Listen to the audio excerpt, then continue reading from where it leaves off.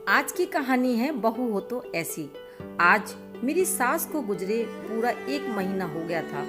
आज भी उनका चेहरा मेरी आंखों में घूमता है। वो बड़ी सी लाल बिंदी, माथे पर कॉटन की साड़ी और लाल चूड़ियों से भरे हाथ, जिनके आगे पीछे सोने के कंगन रहते थे। सभी की नजर उन कंगनों पर टिकी रहती थी। जब तक वो जिंदा रही, पूरे परिवार को एक प्रेम सूत्र में बांधे रखा। मैं घर की बीच वाली बहू थी। मेरी देवरानी और जेठानी मेरी सास के साथ ही रहती थी। मैं और मेरे पति सुमित उनकी नौकरी की वजह से बाहर रहते थे। आज जब घर आई तो सासू माँ की कमी बहुत ज्यादा कर रही थी, लेकिन सच्चाई को कौन टाल सकता है कि अब मेरी सासू माँ इस दुनिया में नहीं रही। मैं आकर चुपचाप बैठ गई। ना कोई प्यार से बोला, ना वो अपनापन। अब मैं बहू नहीं थी, मेहमान थी बस इस घर की। पहले जब हम दरवाजे पर आते, मेरी सासू माँ उठकर गले से लगती और मेरी देवरानी से पानी पिलाने को कहती, बैठने को पीड़ा ला कर देती।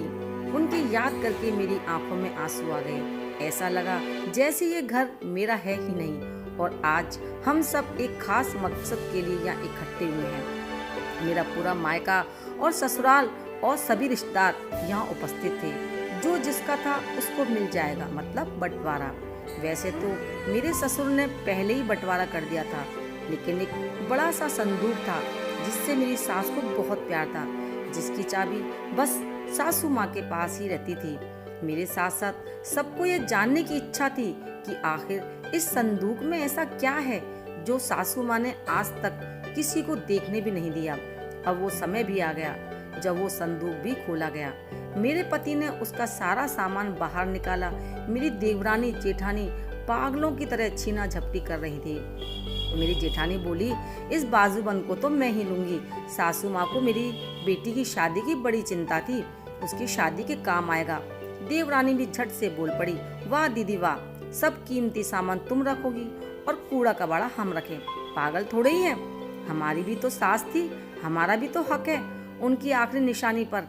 मेरी ननद रंजना की आंखों से आंसू निकल रहे थे कि मेरी माँ की चीजों पर किस तरीके से लड़ाई हो रही है। अब ये सब लड़ाई झगड़ा देखकर मेरे ससुर भी परेशान और लज्जित भी हो रहे थे। वो एकदम से भड़क गए और बोले, जिस घर की इज्जत बचाने के लिए तुम्हारी माँ ने पूरा जीवन लगा दिया, तुम लोगों के लालच ने एक पल में उस इज्जत को बिखेर दिया।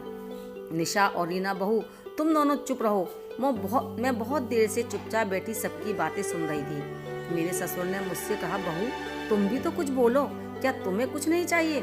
मैं बोली, हाँ पिताजी, भला मैं क्यों नहीं लूंगी अपना हिस्सा। एक तो ये जो दीवार पर लगी है मेरी सासू माँ की तस्वीर, मुझे वो चाहिए, और दूसरा मुझे मेरी सासू माँ की सबसे प्यारी चीज। इतना बोलते देवरानी जेठानी दोनों बोल पड़ी, नहीं, अम्मा के सोने के कंगन अकेले तुम्हें नहीं मिलेंगे, हम तीनों का बराबर हिस्सा होगा, चाहे कंगन तुड़वाने ही क्यों ना पड़े। तभी जेठ बोले, इतना ही हो रहा है तो पिताजी का क्या करना है ये भी बता दो। तब देवर तपाक से बोले, होना क्या है, 4-4 महीने तीनों के पास रहेंगे, क्योंकि खाना पीना दवाई में भी तो खर्चा होता है। इससे एक पर बोझ भी नहीं बनेंगे और सबको उनका प्यार भी मिलता रहेगा। अपने पिता की ऐसी दुर्दशा देखकर मेरी आंखों में आंसू आ रहे थे। जब मेरी नजर ननद रंजना के हाथों पर गई तो सासू माँ के कंगन उनके हाथों में थे। वो आंसू भरी आंखों से उनको देख रही थी, धीरे धीरे उन पर हाथ फेर रही थी, जैसे कि कुछ देर बाद मुझसे छीन ले जाएंगे। मैंने पूछा, रंजना, माँ के कंगन तुम्हारे पास कैसे आए? रंजना ने कहा, भाभी, जब माँ को हॉस्पिटल में भर्ती करवाया था तब नर्स ने ही मेरे हाथ में दे दिए थे, कहीं भाग दौड़ में गिर ना जाएं, इसलिए मैंने पहन लिए। तब मेरी जिठानी बोली, तो तूने अपनी भाभी को क्यों नहीं बताया? लालच आ गया होगा। ये सुनकर मुझे गुस्सा आ गया। अब मुझसे बर्दाश्त नहीं हुआ। मैं बोल पड़ी, हो गया तुम सबका, अब मेरी बात कान खोलकर सुन लो। तुम सब माँ जी को बस इतना ही जानते थे। माँ जी की सबसे प्यारी चीज तो पिताजी थे, वो मेरे साथ रहेंगे, और सोने के कंगन दीदी के ही पास रहेंगे, क्योंकि शायद भगवान और माँ जी की भी यही इच्छा थी, तभी उनके हाथों में वो कंगन दिए गए।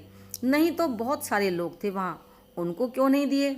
हम लोगों के लिए महज वो सोने के कंगन थे, लेकिन दीदी के लिए उनकी माँ का प्यार, उनकी माँ की आखिरी निशानी है। मैंने हाथ जोड़कर कहा, प्लीज़ उन कंगन को दीदी से दूर मत करो।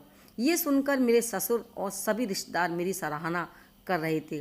तब रंजना दीदी ने कहा, शायद इस वजह से ही माँ आपको सबसे ज़्यादा प्यार करती थी। और पिताजी मुझसे बोले, बहू ऐसी होनी चाहिए। तो दोस्तों, आपको ये कहानी कैसी लगी कमेंट करके ज़रूर बताएं। राधे राधे।